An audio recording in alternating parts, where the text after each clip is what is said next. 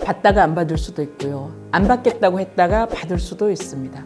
자녀가 40대 후반인데 과거 양육비 청구 소송을 한 적도 있습니다. 30일 이내 기간 동안 구속시키는 방법도 있습니다.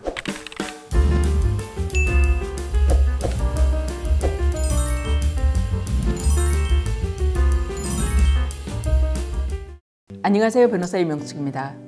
한때 배드파파 이슈가 굉장히 컸었죠. 이혼을 한 다음에 자녀에게 지급해야 될 양육비를 주지 않고 회피하는 아빠 엄마를 가리켜 배드파파, 배드마마라고 합니다. 양육비는 정확하게 누구한테 주는 거죠?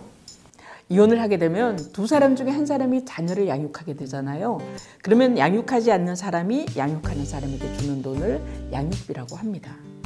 양육은 부모가 이혼하지 않을 때는 두 사람이 같이 책임을 졌지만 한 사람이 키우게 되면, 이혼하게 되면 자녀를 키우지 않는다고 해서 양육비 안 주면 키우는 사람은 애도 키우고 돈도 다 부담해야 되고 형평성에서 너무 맞지 않으니까 당연히 안 키우는 사람이 줘야 되는 거죠.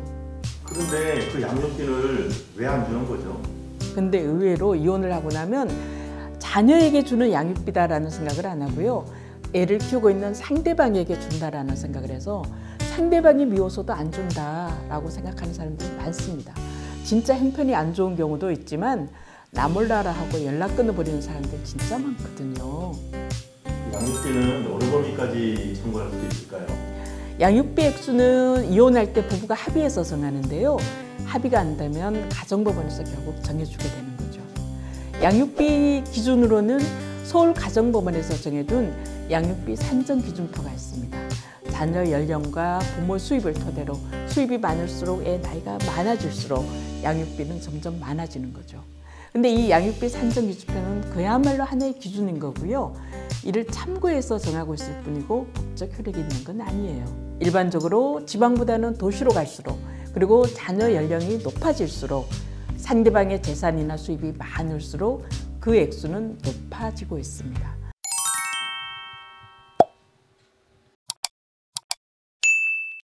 일반적으로 양육비는 미성년 자녀가 성인이 되기 전인 만 19세까지입니다. 쉽게 생각하면 고등학교 3학년 때까지 준다고 생각하면 되죠. 물론 두 사람이 합의해서 19살이 지나도 대학, 대학원, 유학비용까지 뭐 다 등록금 다 주겠다. 그런 비용까지 주겠다. 라고 합의하는 경우도 있는데요. 그러면 또 그대로 합의한 대로 효력이 있는 거죠.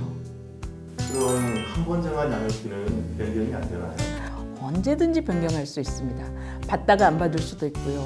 안 받겠다고 했다가 받을 수도 있습니다.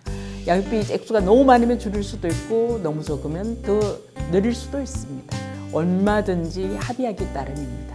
다만 처음에 안 받겠다라고 포기했다가 다시 달라고 하는 경우에 다시 양육비를 달라고 해서 판결을 받는다면은 그때부터 양육비를 받게 되는 거지 안 받겠다고 포기해서 판결 받기까지 못 받은 거 그건 소급해서 받을 수는 없습니다. 과거에 받지 못한 양육비를 다시 받아낼 수 있나요? 당연히 받아내야죠. 두 사람이 합의를 했거나 아니면 법원에서 조정이나 판결로 양육비를 받지 않겠다라고 한 경우가 아니라면 과거 양육비 얼마든지 청구할 수 있고요. 청구해야 되는 거죠. 그런 판례들은 수없이 많습니다. 받아낼 수 있습니다. 양육비는 청구 기간이나 시효가 정해져 있지 않아요. 그래서 자녀가 성인이 된 다음 10년이건 30년이건 세월이 지났어도 언제든지 청구할 수 있습니다. 실제로 저희 나우리에서 40년이 지난 시점에서 자녀가 40대 후반인데 과거 양육비 청구 소송을 한 적도 있습니다. 이때 과거 양육비는 물론 19살까지인 거죠. 만약에 상대방이 돈이 없다고 안 준다고 그러면요? 돈이 없어서 아이는 그러면 굶고 살아야 되나요?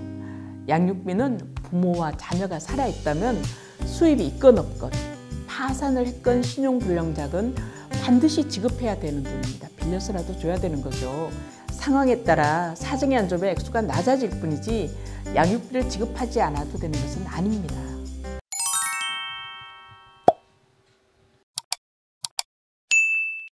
혹시 이런 배드파파, 배드마마한테 양육비를 강제로 받을 수 있나요? 강제로 받을 수 있는 방법 많이 있습니다.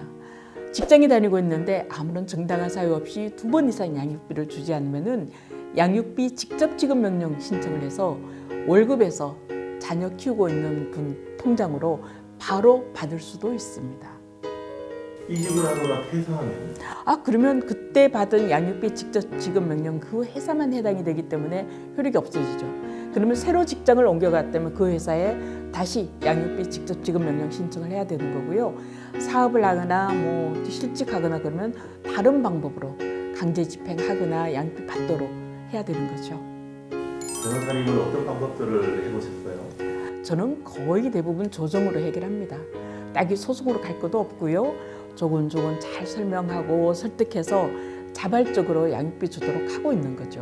그런데 재산이 있는데도 끝까지 안 주려고 한다. 그러면 재산이 있으니까 강제 집행을 하면 되는 거고요. 재산을 다 숨겨놓거나 뭐 연락도 안 되고 그러면 이행명령 신청하고요.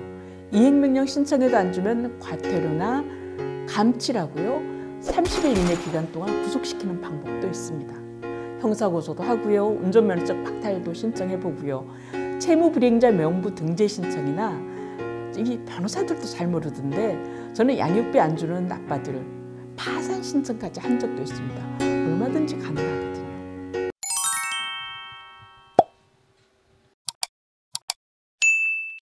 변호사님도 강제 집행이라는 방법을 동원할 때도 있으시죠? 그럼요. 아무리 제가 열심히 조정을 시켰어도 돈을 안 주면, 양육비 안 주면 강제로 받아야 되는 거죠.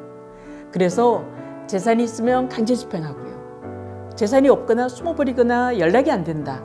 그러면 법률이 정해진 여러 가지 방법 다 강구해서 최대한 돈을 받아내야 된다고 생각하고 받아내고 있습니다. 변호사님 혹시 그 양육비 관련해서 감치에 대한 취업이 있으시다고 들었는데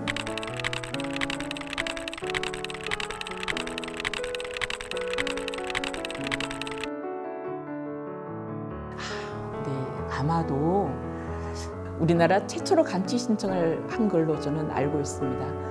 돈을 안 주는 거예요, 양육비를. 그래서 이행명령 신청하고요. 그래도 안 줘서 감치 신청을 한 적이 있어요. 그때 담당 판사님이 이런 감치 제도가 법에 써만 있는 줄 알았는데 이거 신청한다는 거 듣도 보도 못했다. 이렇게 사건으로 만나는군요 라고 한 적이 있었거든요. 감치 신청하니까 실제로 양육비를 주던가요? 바로 지급하죠. 저 감치 신청했더니 돌아서서 집에 가서 그 다음날 양육비 주겠다고 전화 왔더라고요. 왜냐하면 30일 동안 구속되어 있어야 되는데 누가 그 안에 들어가 있고 싶겠어요. 바로 돈 주더라고요. 그런데 양육비를 안 줄 때 강제 집행할 건지 양육비 직접 지급 명령 신청할 건지 감치할 건지 뭐 등등 파산 신청할 건지 이것들은 상대방 상황 봐가면서 적절하게 해야지 돼요. 사업하는 사람이라면 파산 신청하는 게 하고 좋고요.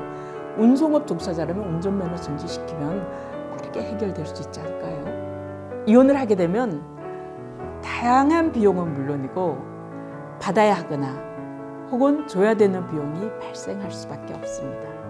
이 과정에서 좋은 게 좋은 거다.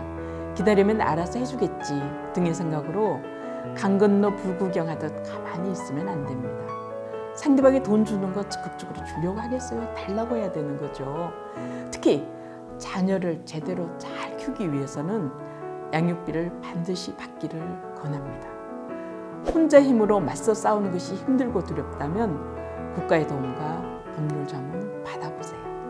그 과정에서 아이와 본인이 상처를 입었다면 상처받은 마음을 상담을 통해서 함께 치유하는 것도 바람직합니다.